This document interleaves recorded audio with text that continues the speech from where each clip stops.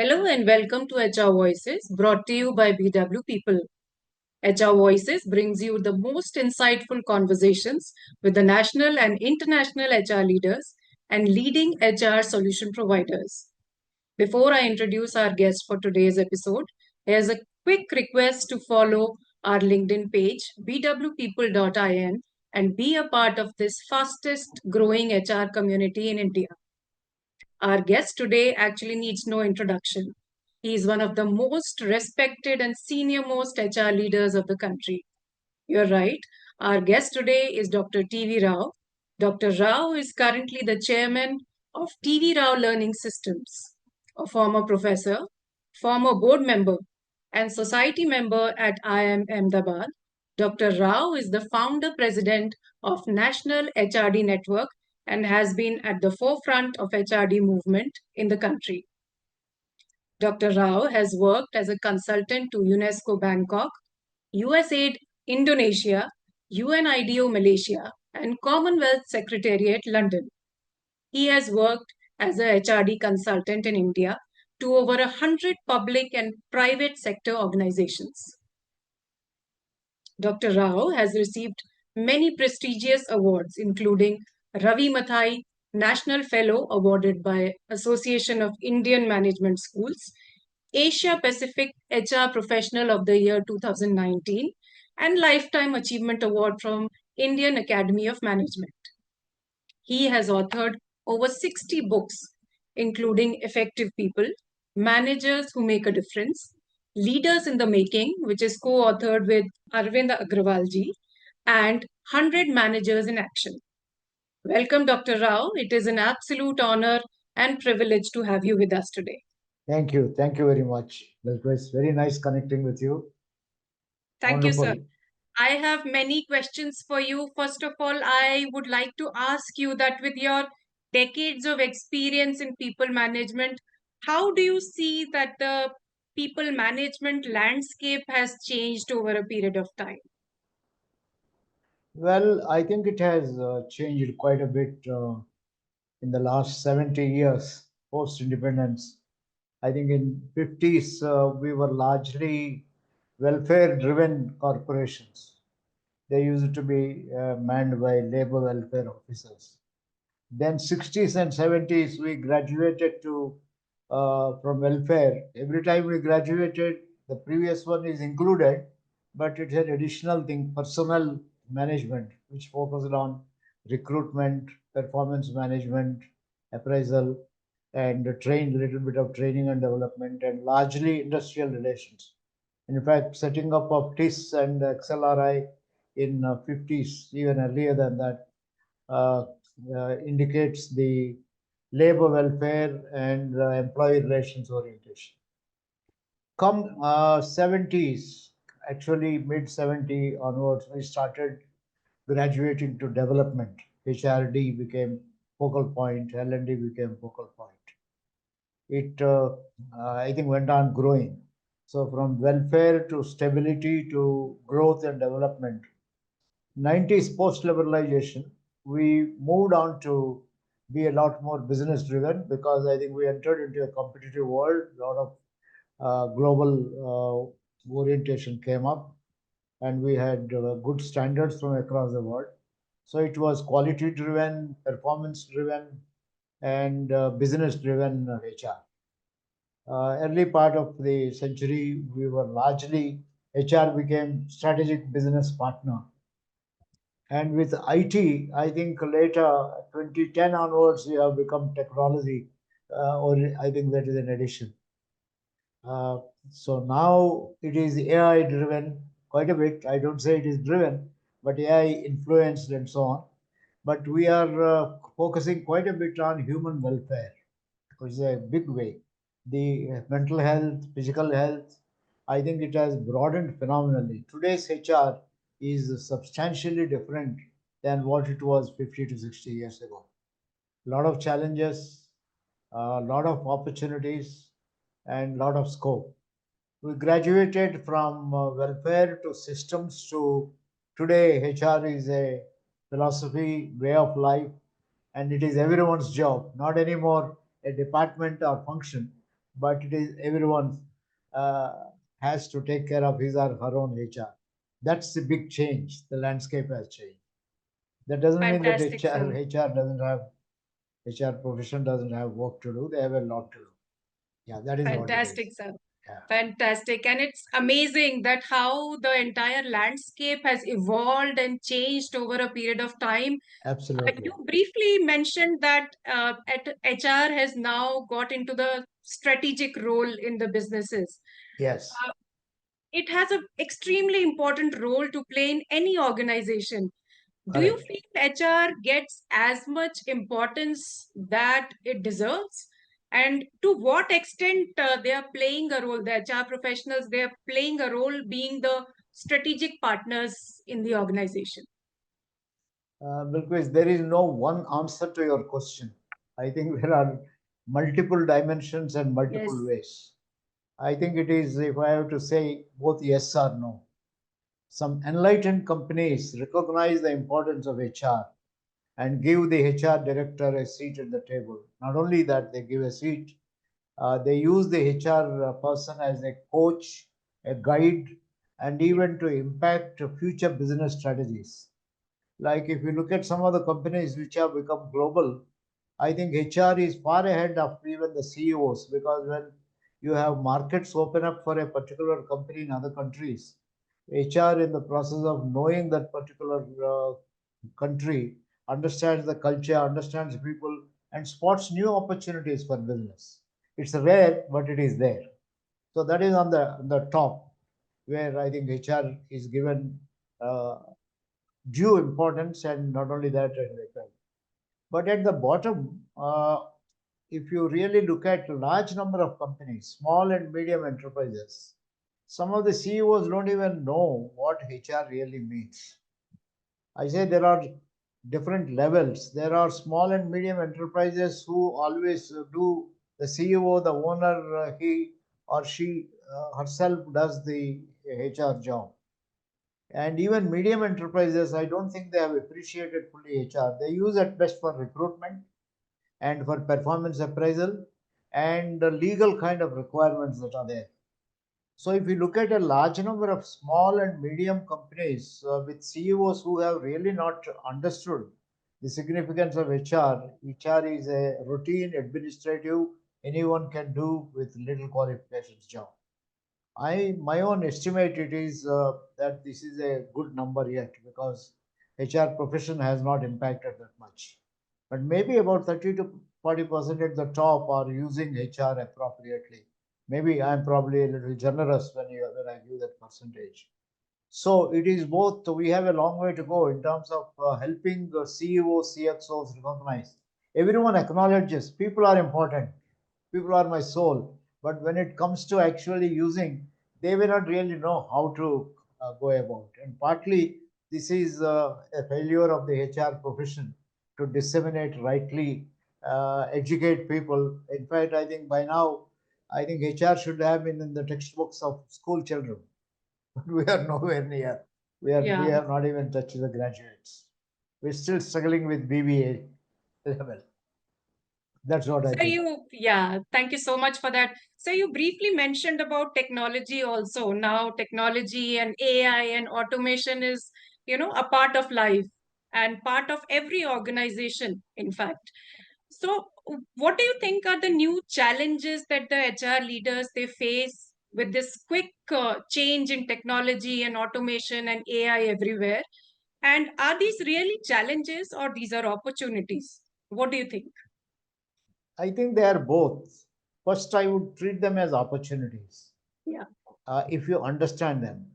For example, even about 15, 20 years back, with a little bit of advances in technology, I saw uh, managers sitting, let us say, in a country like Sri Lanka, Colombo, having performance coaching online with somebody sitting in London. So that is 20 years back. You use the online kind of coaching, performance review discussions, etc. But today, with the AI coming into picture, we have an additional advantage of documenting all this and drawing from a lot of information that can be accumulated. Now, this is an opportunity, but I don't think we have really understood how to use AI for performance improvements, how to use AI for recruitment. At best, all that we are doing is using AI only to maintain data of applicants and processing this data and so on. But I think AI has potential, that is the opportunity to go far beyond that and to use this opportunity not only in AI, performance management, culture building, which is our organizational diagnosis. Any of these to improve organizational performance, you should have basic information documented and captured in your computer. We have, unfortunately, I will tell you the simple thing, we have not even designed a good biographic format to capture about the individual capabilities which can be continuously recorded and used. We have not done enough research. For example, 50 years back, we found that children of parents with transferable jobs have entrepreneurial tendencies. And we incorporated in the application blank of some of the banks which finances them. If you are born in a family and your parent is a migratory job, we'll give you an additional point. Now, this is based on research. Now, if you have good performance appraisal systems and you have used them properly, your performance appraisal can give you a phenomenal amount of data of what kind of people will fit your company. We have not anywhere come there. So the challenge is to be able to design good human resource information system based on basics and fundamentals, and that's an opportunity. But unfortunately, we are still doing on the old methods. That doesn't help you. So AI is a great opportunity, but today I think we are still struggling with job displacement and issues of this nature. I mean, AI very understandably will take over all the routine jobs, and therefore there will be redundancy in terms of routine jobs. But that's an opportunity to create new types of That's right. work, to innovate, and so on. I have a neighbor. I happened to run yesterday into this neighbor. You know what they are doing? They have used, I would say, technology. I'm sure it will soon be AI impacted technology to link with all spiritual communities across the country. You take up any religion, the Hindu one, you can take the Christians or the Muslims, any one of them. You want any particular function, a ceremony performed according to your religious rites. So they will supply you the information and they will also arrange somebody to come to your home and deliver this. It may be a homam or it may be a church service or it may be anything of that kind. Now, this is the potential AI has in terms of creating new jobs, new opportunities. Imagine the scope it has in a company. We have about 10,000 people, we have 10,000 institutions. Each person is an institution. If you can use, if you treat the human being in that way, I think you have a phenomenal opportunity to help people to have both physical well-being, emotional well-being, all kinds of things. So opportunities are phenomenal. We have a long way to go. I think as long as we are AI directed HR, it's not going to help us. But if it is HR directed AI, it is going to help us. But HR people are not putting their mind sufficiently to direct AI. They're treating themselves as users of AI rather than designers of AI. This is the challenge that we have, but phenomenal opportunity, I think. And I can go on. This Fantastic. is a very interesting kind of a topic. I can go on and on, but we need to, I think, focus on basic research on human beings. Then AI will be very meaningful. This is what I think. Fantastic, sir. Fantastic. Lovely. I really like the way you have touched upon all the aspects which are, which are related to AI in HR and HR with AI. So my next question is that we do see that people are changing jobs very frequently now. Yeah. How do you see that HR professionals, when they change from one industry to other, how do they adopt and adapt to these changes and the HR in the new industry? I think the first most important thing, Bilquis, in my understanding, is HR should understand the changing nature of world Yeah. and changing nature of aspirations and changing nature of work. Today, people enjoy working from anywhere, or as they have seen, people can work from anywhere, their aspirations have changed. They want a comfortable job, challenging job, innovative job, empowering job, meaningful kind of a job. So, this change of jobs or shifting companies is a reflection of the search for meaningful work and exploiting the opportunities. If a HR person is only looking at the world from his or her own limited angle of his or her own company, their own practices, then they will be quite taken aback by the job shifts and job changes. But if they have a broader understanding of the changing nature of work and try to create within their own culture things that can match the aspirations of people, whatever, to the extent possible. If you can't match everyone's aspiration, because you can't, for example, in manufacturing sector, where people have to be physically there, you can't say work from home. But Absolutely. at least wherever possible, there are, you can create, I think, a family atmosphere at work, and work and home are no different. There are many ways of doing all this. So HR needs to have, in my view, a larger perspective, respect for human being, respect for the changing world. And when they take a perspective, then their entire orientation to human being will be different. It's not simply I have a appraisal system, I have office hours, you will have to stick to this. But I think you will keep looking at creating a culture that fits in as many people as possible. I'm not saying therefore you should change everything that is possible, but at least I think recruit people who can fit into your culture and minimize, I think, disturbances and so on. So to me, the changing of jobs is simply, I think, very natural. I would say I think it only requires HR people to be broad-minded, prepare themselves. Yeah, there are difficulties. I'm not saying that it is going to be easy, but I think they should be constantly educating themselves, appreciating people, rather than blaming them and saying, though the modern youth people have no commitment, our days we have stuck to one job and so on. I think those days are gone. I think we'll have to look at this. So a lot of flexibility and mindset change, creativity, innovation is required. What is good is HR people are talking of employee experience, which is a very good thing. Yeah. I think very positive kind of thing. But they're getting stuck with only copying each other. So I think if somebody has done provided good employee experience by organizing picnics, now how can I organize this? That may not fit into your culture. You'll have to see what fits into your culture and so on. So originality is very much required. Creative thinking is required, and so on.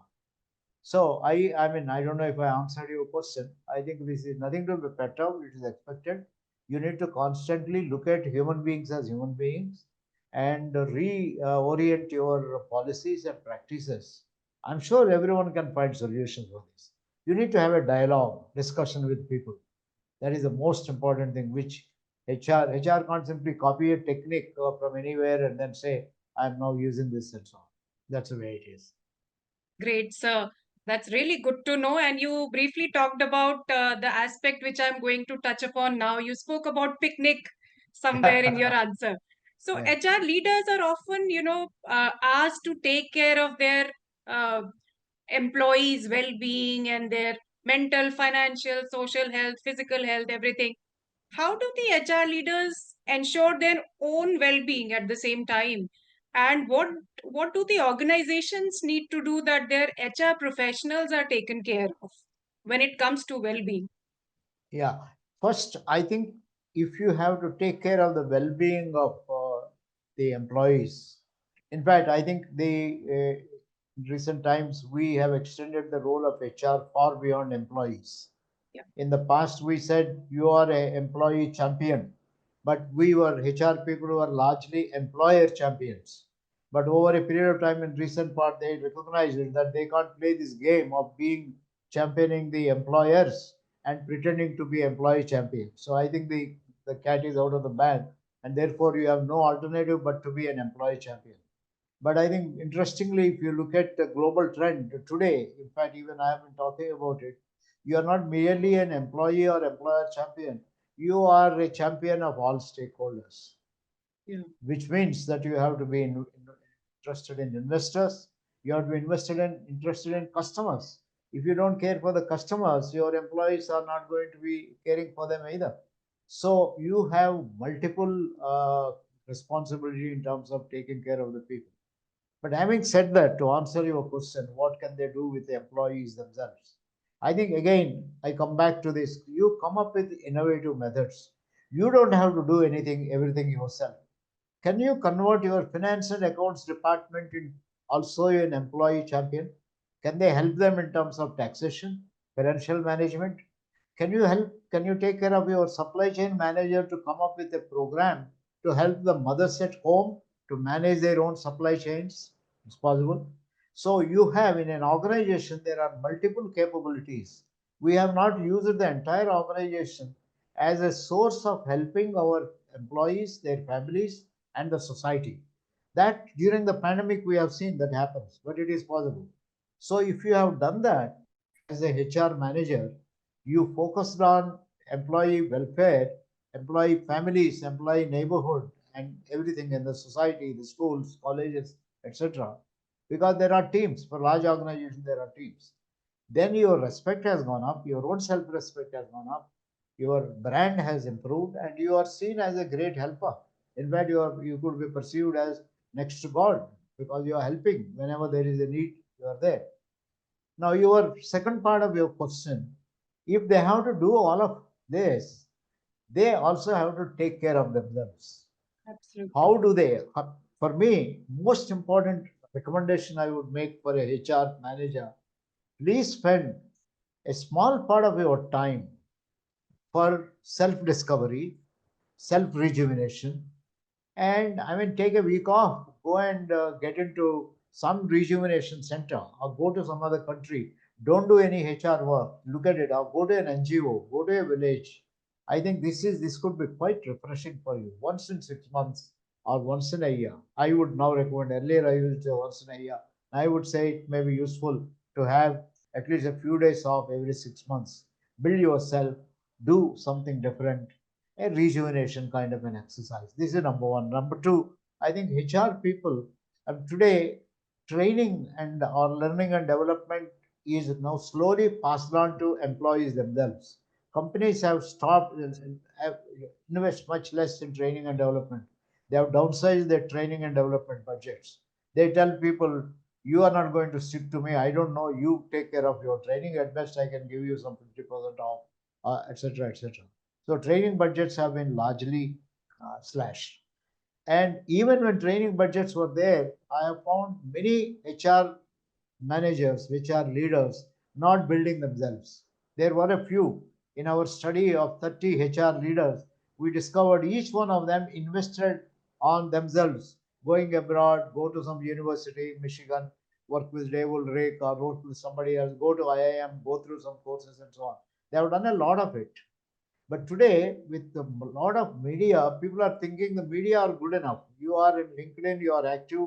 It's true, you are getting a lot of, but that's not the same as going, meeting some people, spending with them, have a heated discussion, reflection, and so on. So, my recommendation would be for all HR leaders, please do care about yourself. Rejuvenation is very important. If you spend, let's say, I'm just 1% of your time, 1% of your time is out of 365 days. Even if you spend just 1% of your time, that is about 4 to 5 days. You should be spending that much of time.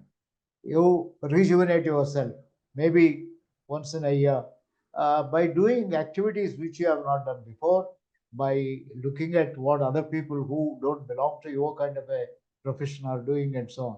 So I think investment in self, because ultimately we are telling everyone you are your own manager. I think for Lord Docs years we have been saying this. The best way to make a difference in the company is to manage yourself. Self management is the core of it. So I think it's an important thing. I think it's important to have HRD plans for themselves, for HR leaders. I would recommend companies to make sure that you sponsor your HR people to get out of the place and spend some time, rejuvenate, come back, and share with them how are they going to relook at some of the policies and practices and things like that. So self renewal programs is very important. HR audit is a good way. I mean, we have seen we are doing HR audit for last 30 years across the country. And when we do HR audit and present the findings, those companies, particularly we have seen in many groups that listen to the findings, I think immediately went back and started redoing some of the things and so on. So you should get yourself audited. The most resistant people for HR audit are the HR leaders themselves. I don't know why. Oh, Why they are afraid of somebody else looking at it. I think they don't want anyone to look at them because they think they are doing a good job. That I think kills the self development and rejuvenation.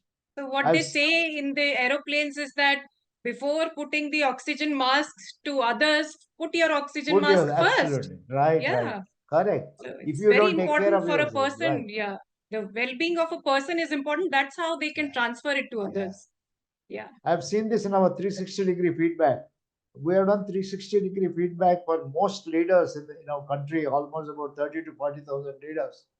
The person who facilitates for the company is HR leader, but the person who doesn't himself get tested on 360 is the HR leader.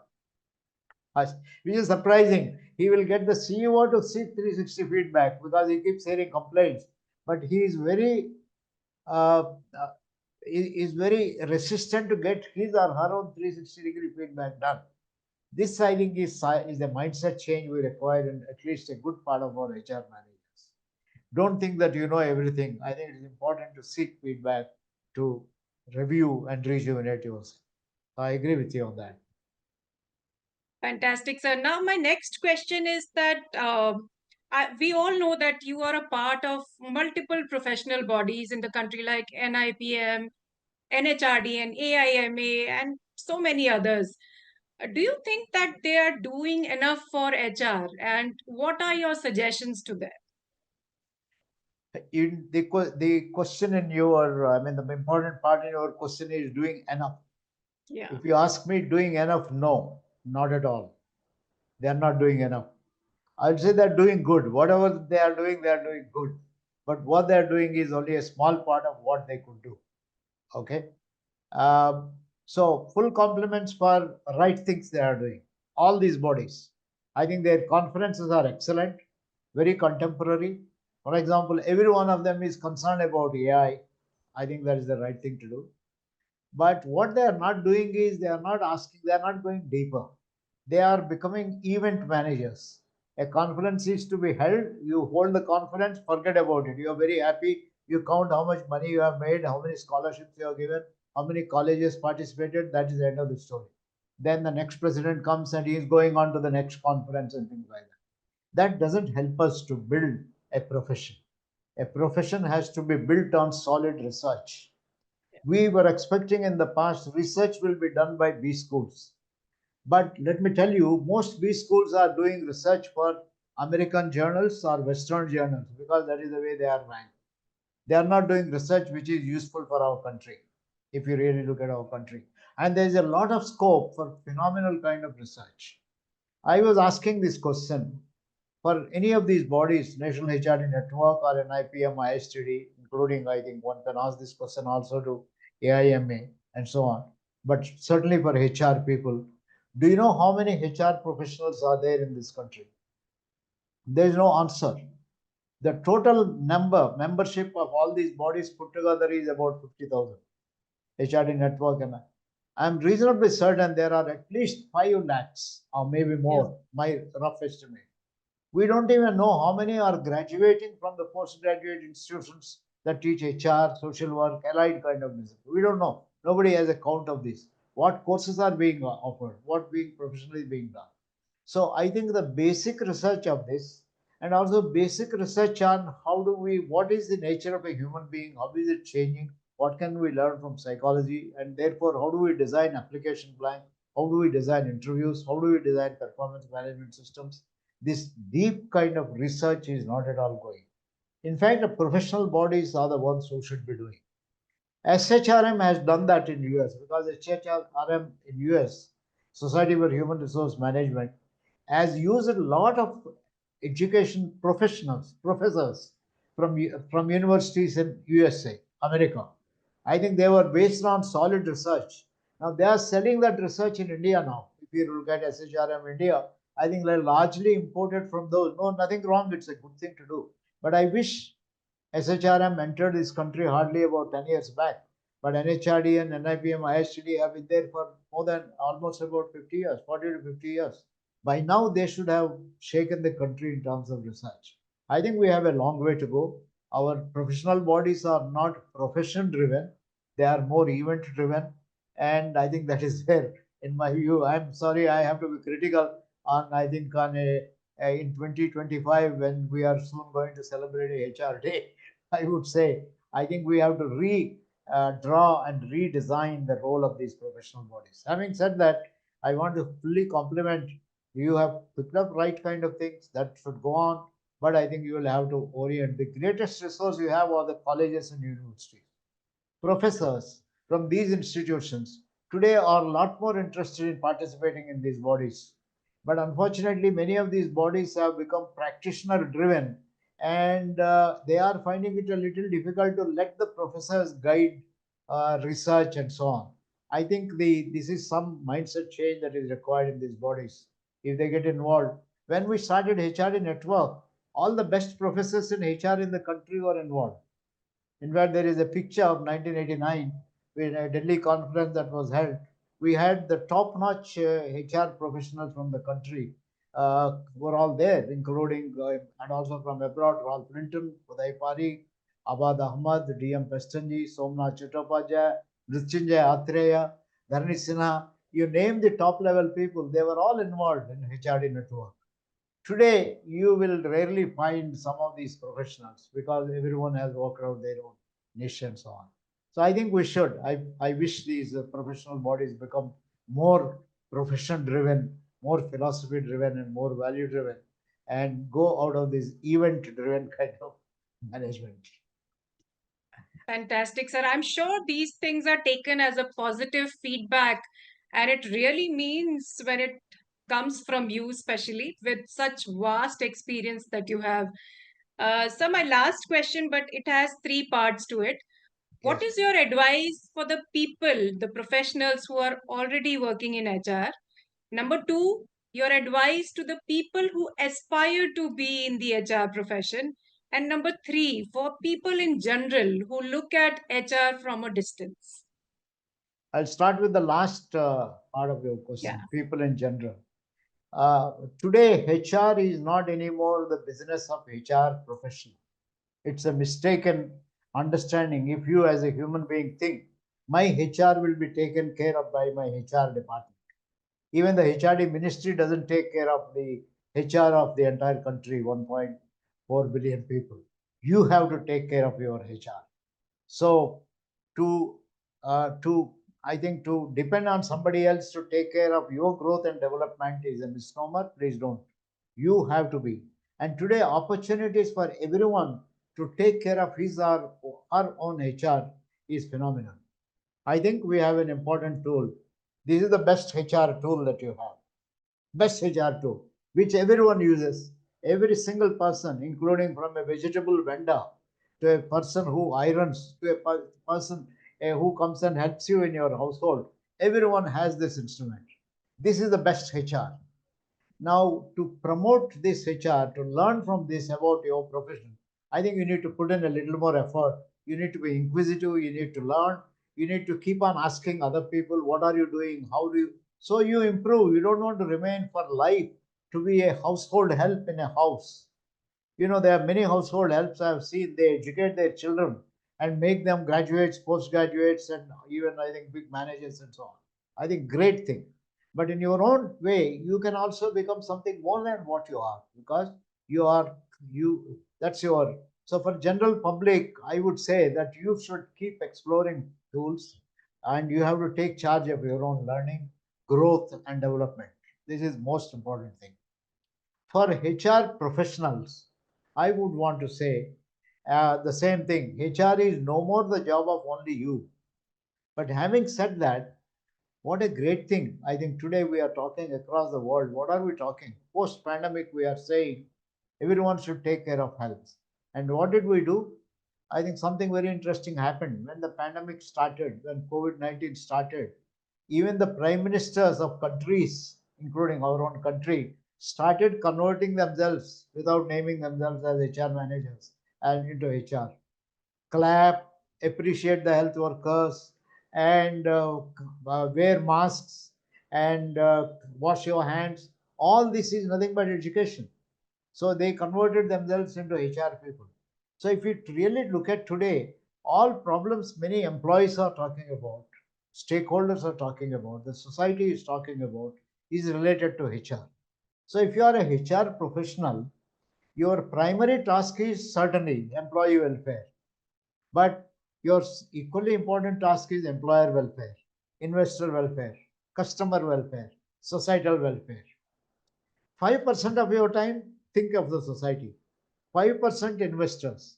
10%, I'm just giving the figures. 10%, think of the employers, because without employer, you have ceased to exist. Maybe 70%, 80%, 60%, you think of the percentage, your employee welfare, or 5% your own welfare, okay, your family welfare, all that. So you need to plan yourself as a HR manager. Your task is both to look after people, I think prioritize, and say that everyone needs to be built, everyone needs to be developed. HRD, human resource development, is a need for everyone.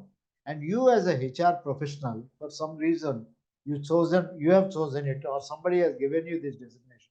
Sometimes you end up with this designation because you didn't get admission anywhere else, but you ended up in a school of social work or somewhere else, and you now have become a talent manager. I would say, what a great opportunity. God has chosen this for you. I would think so. Because to be a HR manager by accident or by chance or by choice, whatever it is one of the best things to happen. Because if you have entered HR profession, HR is a helping profession. You're changing the lives of people. You're giving peace to a person. You're motivating a person. You're empowering a person. You're building the capabilities of a person. So this is what is a profession you have. So be proud of this profession and keep exploring ways and means of helping others. Don't get stuck with systems, particularly those systems which create a toxic atmosphere in the organization. You should understand some of the systems which unconsciously you drive may be creating toxic atmosphere. So therefore, you have a responsibility to constantly be alert and create happiness at work. When you do that, you become, I mean, as I mentioned, next to God. Because somebody who is helped by you says that, look, I mean, acknowledge or not acknowledge, look, this is the great gentleman, this is the person, lady who helped me to change my track, to when I am depressed, came to my rescue. And if today I am living, it is because of this particular person.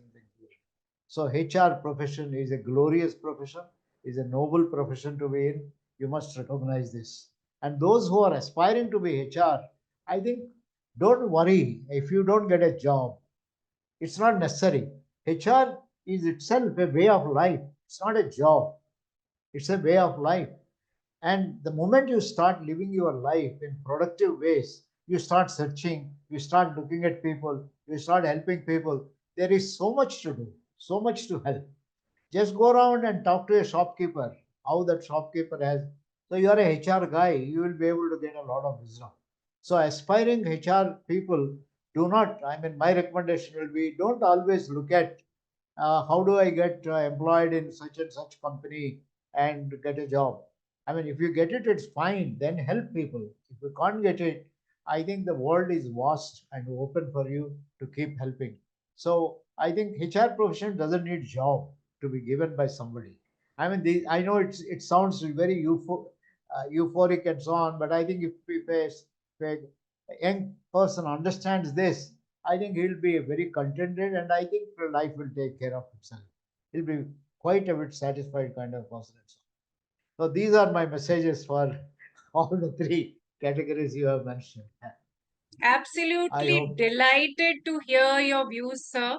HR is a way of life and the future is bright. And hold on, that is what I can understand. You are telling people that hold on, HR Yes. is there. And wonderful feedback you've given for the organizations, the associations. who are working today for HR. Thank you so much, sir, for being a part of this episode. It was an absolute honor and a privilege to hear you today. Thank you so much for being with us today. Thank you, Bilquis, Thank you, for sir. creating this opportunity. This is wonderful. I Thank hope you. some people get something out of it.